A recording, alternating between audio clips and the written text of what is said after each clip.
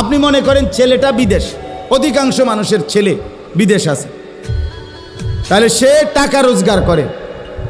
এখন হে প্রত্যেক মাসে বা 2 মাসে 3 মাস পর পরই বাফেরে 20,000 30,000 টাকা দেয়। এই ছেলেটা বাফের লাগিয়া পাঠায়, বাপ মার লাগিয়া।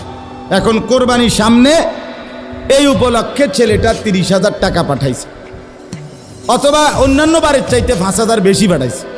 ধরেন আগে পাঠাইতো সবসময় 30,000, যেহেতু কোরবানি এই জন্য পাঠাইছে 40,000। কথার কথা 10,000 বেশি পাঠাইছে। এখন এই টাকাটা দিয়া ছেলেটার মা এবং বাপের কোরবানি করছে, বাপ মার নামে কোরবানি দিছে। এখন ছেলেটা, তার কাছে তো টাকা আছে, তাতে শুধু 30,000 টাকা না, তার কাছে তো তার ব্যক্তিগত জমানো টাকা আছে। তো তার কাছে তো অবশ্যই 52,500 টাকার অতিরিক্ত টাকা তার কাছে ব্যাংকে হোক যেখানে হোক তার কাছে জমা আছে না? কথা বলেন না কেন? তাহলে এই ছেলেটার উপরে কোরবানি ওয়াজিব কিনা বলেন না?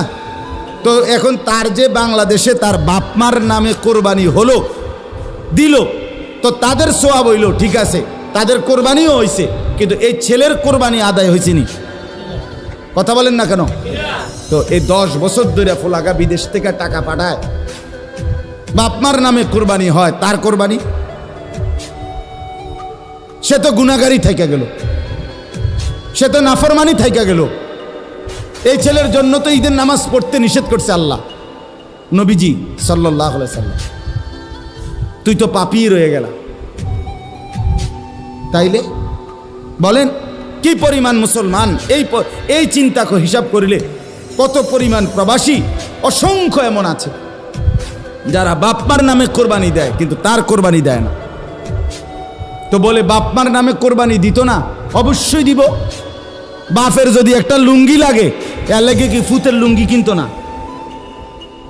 কথা কন না কেন? বাপের যদি একটা জামা লাগে, তো এর লেগে কি বাপের জামা আমি দিছি দেখা আমি আর খালি গায়ে আটমু নাকি? তো তাহলে এটা কথা হইল কোনো? বাপের নামে কোরবানি দিলাম দেখা, মার নামে কোরবানি দিলাম দেখা আমি কোরবানি দেব না, এটা কোন কথা? ছেলেটার দোকান অথবা ছেলেটা ঢাকা কাজ করে, চাকরি করে, যেটাই করুক, তে বাইতাইয়া তার কাছে কিন্তু টাকা আছে 60,000-এর বেশি, কিন্তু বাইতাইয়া মাতে না, তার বাপের হাতে টাকা 10,000 দিয়া দেন, আপনি কোরবানি দেন, গোস্ত না খাওন, আপনার নামে দেন, আপনি মুরব্বী মানুষ, আপনি মরিয়া গেলে আর পাইবেন কই কোরবানি?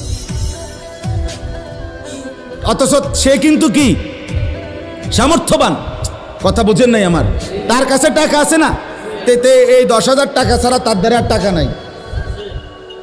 তাহলে এই ছেলের উপরে তো কোরবানি ওয়াজিব, অথচ সে তার বাবার নামে কোরবানি দিল, বাবার সাথে শরিক দিয়া টাকা জমা দিয়া 10,000 টাকা বাবারে বুঝাই দিয়া শেষ। সে মনে মনে ভাবতেছে আমি তো কোরবানি দিছি, এই যে আব্বারে দিছি 10,000, তুই বেটা আব্বারে না 10,000 দিছ, কোরবানি দিছ কই? কোরবানি উপলক্ষে না 10,000 টাকা বাফেরে দিছ, তো তুমি তো সারা বছরই টাকা দাও, তো এখনো দিছো, এটা অসুবিধা কি? বাপমার খেদমত তুমি করবা না? বাপমারে তুমি দিবা না? বলেন কি পরিমাণ ছেলে যাদের কাছে টাকা আছে অথচ তারা কোরবানি দেয় না। বাইতাইয়ে নতুন জামা পিন্দা ঈদগাহে মুসল্লা লইয়া নামাজ ছুটতে যায়, কিত্তে যাও বেউকুফ, তুই হুতাতে না থাকবি, তুই গোস্ত আনলে গোস্ত খাইবি। আরে বেটা তোরে বেটা ঈদগাহ যাইতে কইছে কে বেটা? এত সকাল ঘুমে তুটছু কিত্তা? তুমি গোস্ত রান্ধা হইলে না উঠবা, তোমার তো উড়াইবেই তোমার আম্মা। কোন মুসলমান কোরবানির 3 দিন অর্থাৎ 10ই জিলহজ কোরবানি হয়, যেদিন আমরা কোরবানি করি এটারই কয় 10ই জিলহজ। তো কোরবানির দিন এবং তার পরের 2 দিন, মোবাইলটা সাউন্ড এ করে দেন, তো সাউন্ড এ করে দাও। তো 10, 11, 12 জিলহজ মাসের এই 3 দিন মানে কোরবানির দিন আমরা যেটারে বলি, তারপরের 2 দিন সহ এই 3 দিনের ভিতরে যদি কারো কাছে 52.5 বড়ি রূপার সমপরিমাণ টাকা মূল্য থাকে, তাহলে তার উপরে কোরবানি ওয়াজিব। 52.5 বড়ি রূপার দাম সর্বোচ্চ যদি 1000 টাকা করে হয় বড়ি, রূপার বড়ি কম, স্বর্ণের বড়ি বেশি। রূপার বড়ি 1000, 1200, 1300, কখনো কখনো 2700 টাকাও হয়। তাইলে যদি 1000